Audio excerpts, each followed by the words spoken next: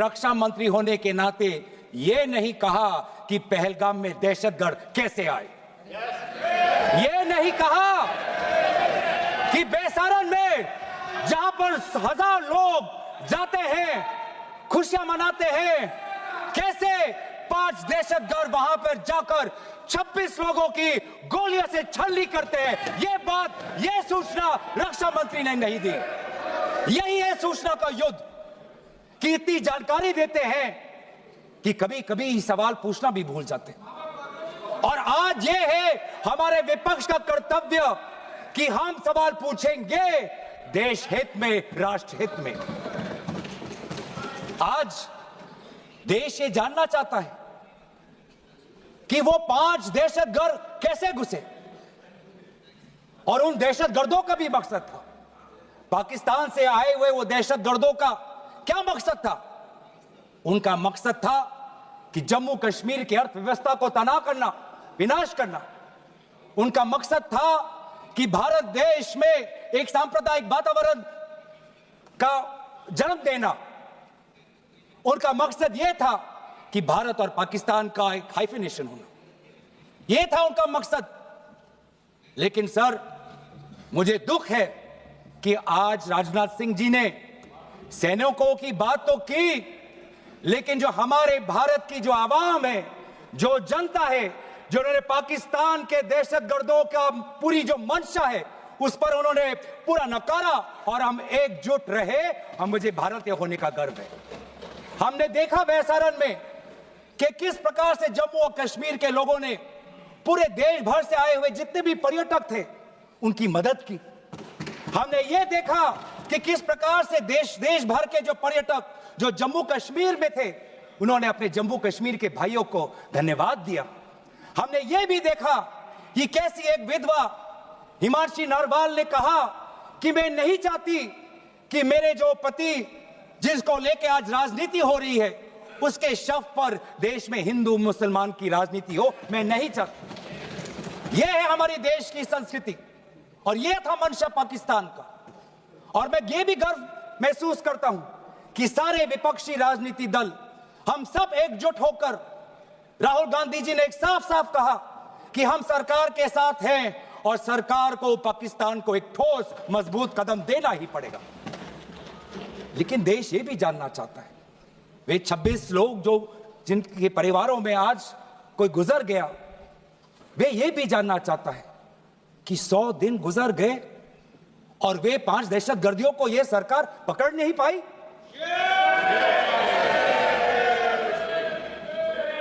देश के वो लोग ये भी जानना चाहते हैं कि ये जो 5 दहशतगर्दे थे, दहशतगर्दी जो आए टेररिस्ट, निश्चय इनको किसी ने पनाह दी, निश्चय इनको किसी ने जानकारी दी, निश्चय ये पूरा जो 1 घंटा का जो उन्होंने गोला बारूदी की उसके बाद ये फरार हो गए, उनको फरार होने में भी किसी ने उनकी मदद की। और आज भी ये 100 दिन हो गए और सरकार के पास कोई जवाब नहीं। आज आपके पास ड्रोन है, आपके पास पेगासस है, आपके पास सैटेलाइट है, वहां पे सीआरपीएफ है, वहां पे बीएसएफ है, वहां पे सीआईएसएफ है, वहां पे आदरणीय गृह मंत्री कुछ दिन पहले ही गए थे पूरा रिव्यू लेने के लिए और आप किसी को पकड़ नहीं पाए। ये कैसी है, ये कैसा बंदोबस्त? आपने कहा कि आर्टिकल 370 के चले जाने के बाद जम्मू कश्मीर सेफ है, जम्मू कश्मीर में आइए। लोग आए, लोगों ने अपने आप को सुरक्षित महसूस किया, लेकिन बेसारन में देखा कि कितने वो निहत्थे थे, कितने वो असहाय थे कि लगभग 1 घंटा लगा एक एम्बुलेंस उनके पास पहुंचने के लिए। पुलिस पर अगर आर्मी भी आई तो चल के आई। और सर, मैं वो नजारा भूल नहीं सकता। एक मां और एक बेटी चल के नीचे आ रही थी। एक भारत के सिपाही को देखा और सिपाही को देखकर वो रो पड़े, खुशी से नहीं, डर से, क्योंकि उनको लगा कि वे दहशतगर्द जिन्होंने सिपाहियों का यूनिफॉर्म पहनकर वहां पर लोगों को मारा, आज वही दहशतगर्द आज पहाड़ के नीचे उनका इंतजार कर। उस भारत के सिपाही को कहना पड़ा कि मैं भारतीय हूं, तुम डरो मत, मैं भारतीय हूं, तुम सेफ हो, सुरक्षित हो। ऐसा दहशत उन्होंने महसूस किया इस दहशत के ऊपर, इस डर के ऊपर आदरणीय राजनाथ सिंह एक शब्द तो कहते, आप एक शब्द तो कहते। ये आपकी भी जिम्मेवारी है राजनाथ जी, ये आपकी भी जिम्मेवारी है, रक्षा मंत्रालय का भी जिम्मेवारी है। बार बार हम ये देख रहे हैं सर कि आदरणीय गृह मंत्री जाते हैं, कहते हैं कि बहुत अच्छा बंदोबस्त हो गया है, टेररिज्म के हमने उनकी रीढ़ की हड्डी तोड़ दी, तब भी उरी होता है, तब भी बालाकोट, तब भी पुलवामा होता है, तब भी पहलगाम होता है। अंत में जाके जिम्मेवारी कौन लेता है? जम्मू कश्मीर के लेफ्टिनेंट गवर्नर नहीं। अगर जिम्मेवारी किसको लेनी पड़ेगी तो आदरणीय गृह मंत्री आपको लेनी पड़ेगी, नैतिक जिम्मेवारी आपको लेनी पड़ेगी।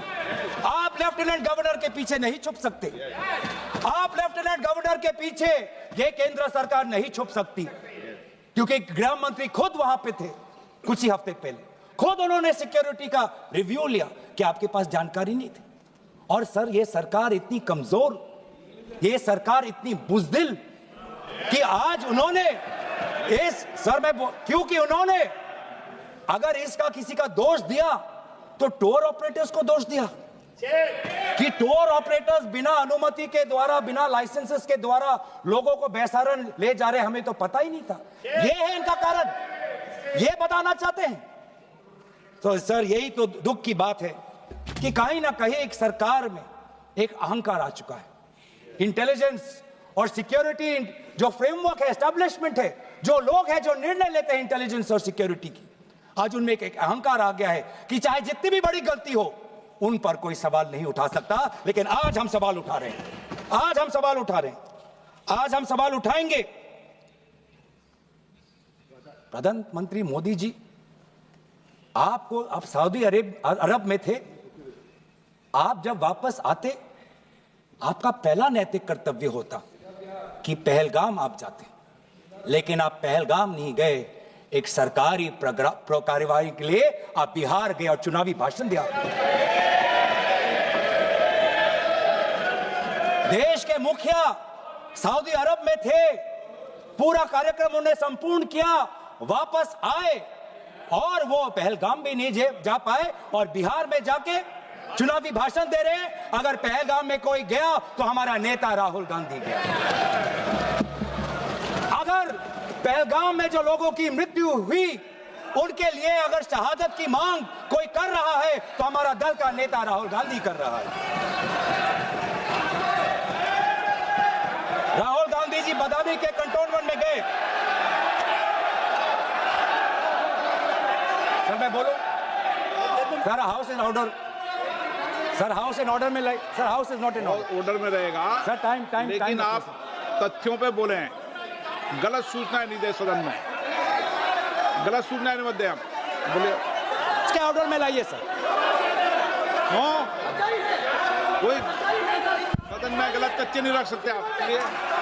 सर मैं बोलूं सर कैमरा आएगा मेरे पे। धन्यवाद आदरणीय अध्यक्ष महोदय, आदरणीय अध्यक्ष महोदय, अब बात आती है ऑपरेशन सिंदूर की। आज मैं राजनाथ सिंह जी का भाषण सुन रहा था, मुझे पता नहीं चल रहा था कि राजनाथ सिंह जी जो भाषण दे रहे थे वो किस समय का उजागर कर रहे थे, वो किस समय का उजागर कर रहे थे, वो किस समय का उजागर कर रहे थे।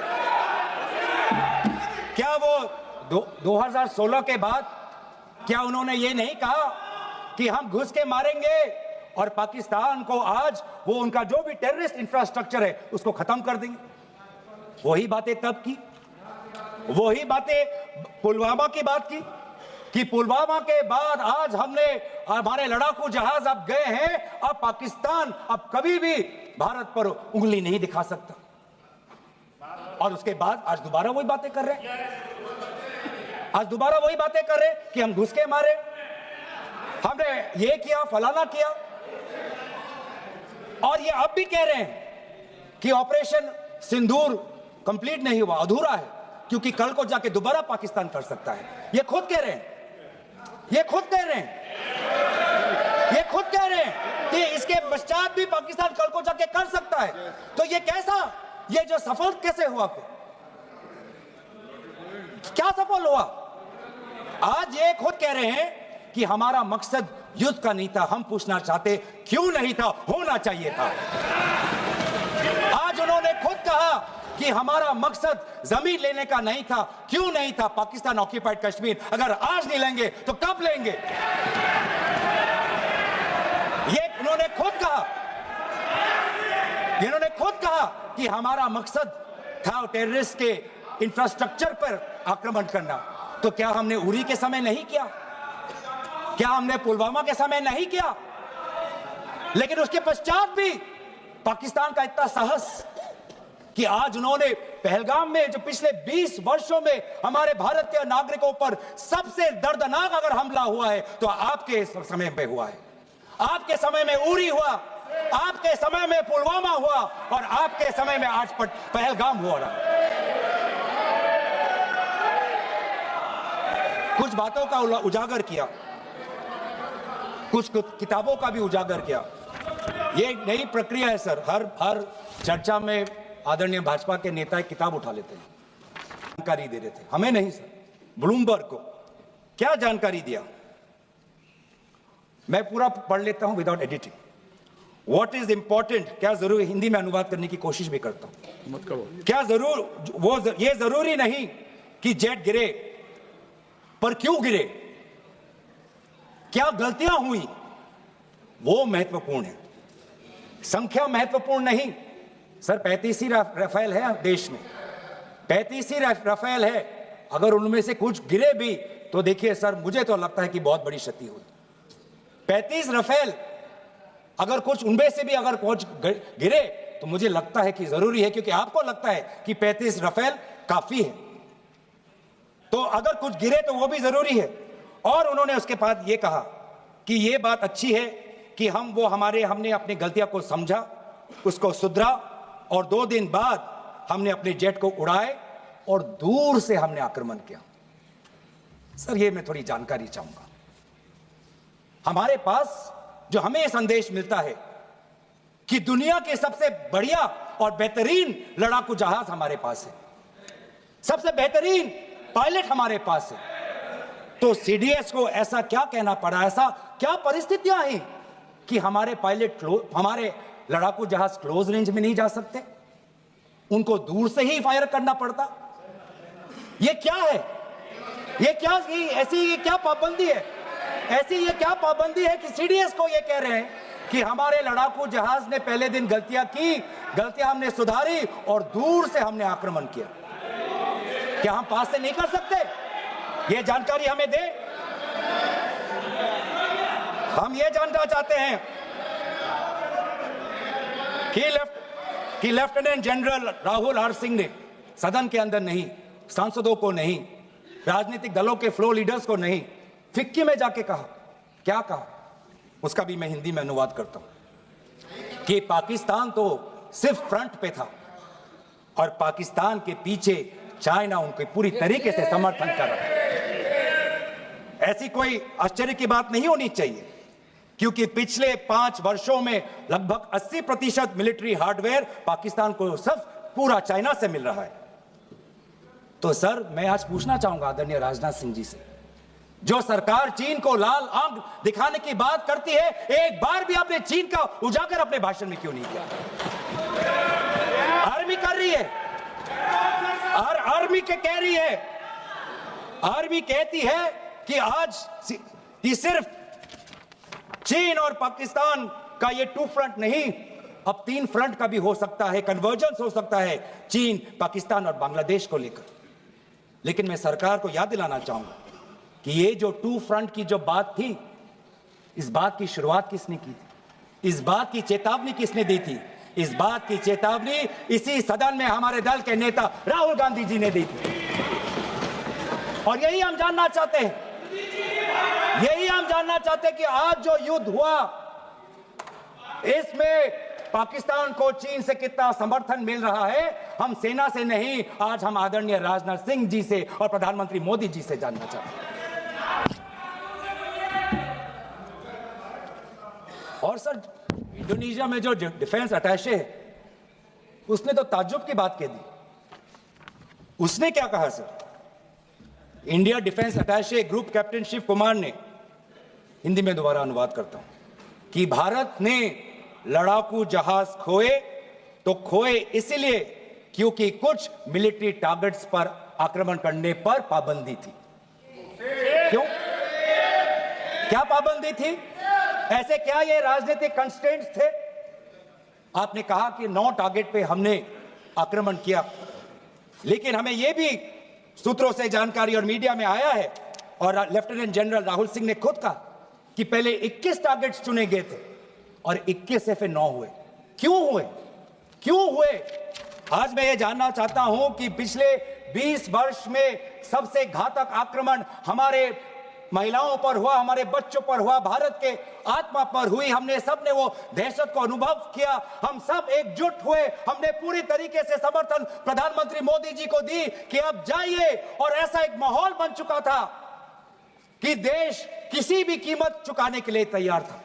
पूरा देश प्रधानमंत्री मोदी जी के साथ था, विपक्ष प्रधानमंत्री मोदी जी के साथ था, और अचानक 10 मई के दिन पे हमारे राष्ट्रदूत कहते हैं कि हम पाकिस्तान पर हमला करेंगे, और शाम के 10 मई को सूचना आती है कि पाकिस्तान के साथ अब युद्ध पर हम परिणाम दे रहे हैं, सीज फायर हो गया। क्यों हुआ?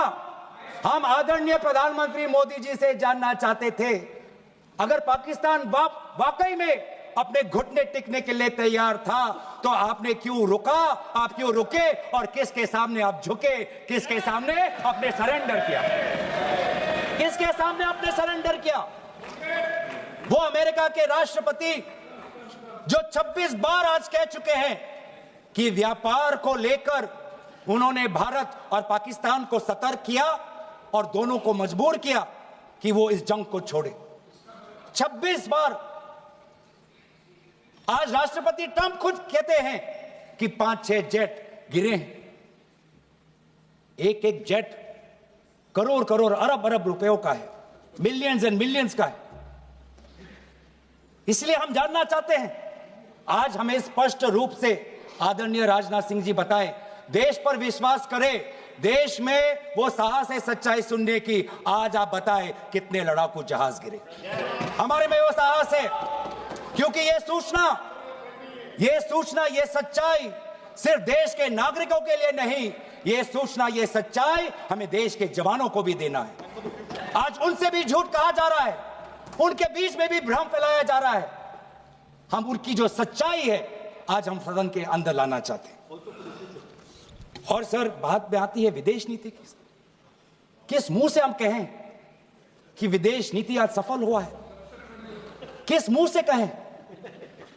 ये आदरणीय राजनाथ सिंह जी, शंगीला में जो डायलॉग हुआ, उस डायलॉग में जो ड्राफ्ट जो आया, जिसको भारत सरकार ने नकारा, वो ड्राफ्ट बनाने में हमारे ही कुछ सहयोगी देश थे, जिनका नाम मैं नहीं लेना चाहूंगा। लेकिन ऐसे देश जिसको हम परंपरागत दोस्त हम मानते हैं, ट्रेडिशनल एलाइज मानते हैं, आज उन्होंने भी इंडिया और पाकिस्तान को हाइफिनेट कर दिया।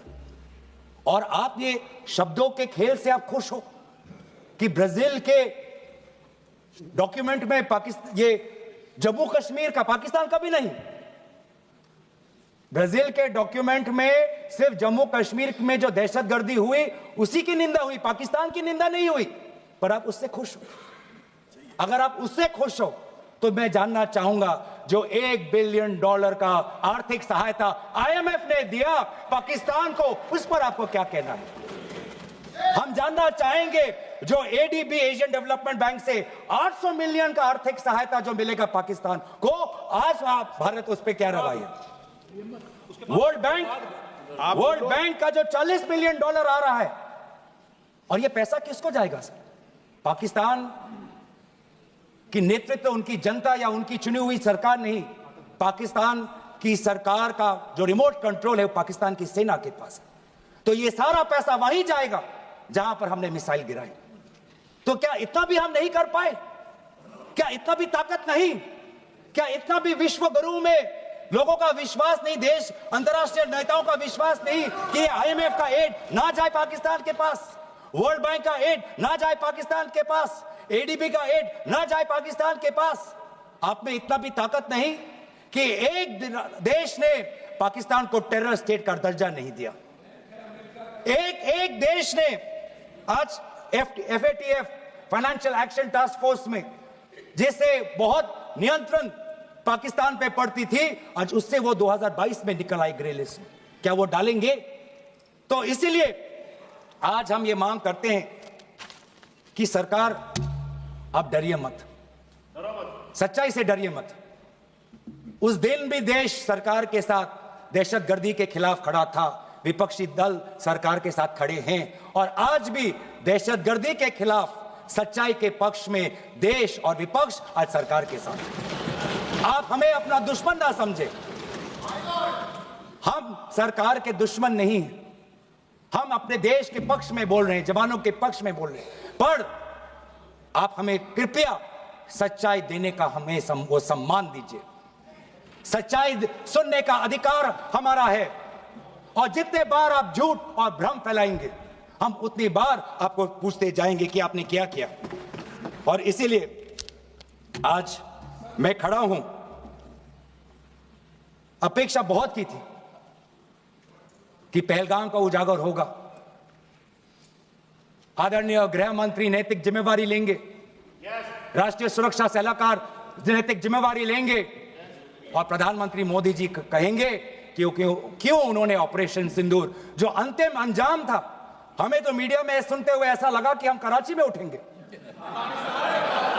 मीडिया में हमारे भारत की मीडिया जो जिनको सूचना आपसे ही मिलती है, उनका सुनने में लगा कि आज तो हम फतह करके ही रहेंगे, लेकिन पता चला कि नहीं, कहीं ना कहीं हमारे पैर डगमगा गए, और जो अंतिम परिणाम था उससे पीछे हम हट गए। हमें पीछे नहीं हटना, हमें आगे बढ़ना है, सच्चाई के साथ, लोकतंत्र के पक्ष में। इन्हीं बातों के साथ मैं अपना पक्ष समाप्त करता हूं। धन्यवाद। जय हिंद।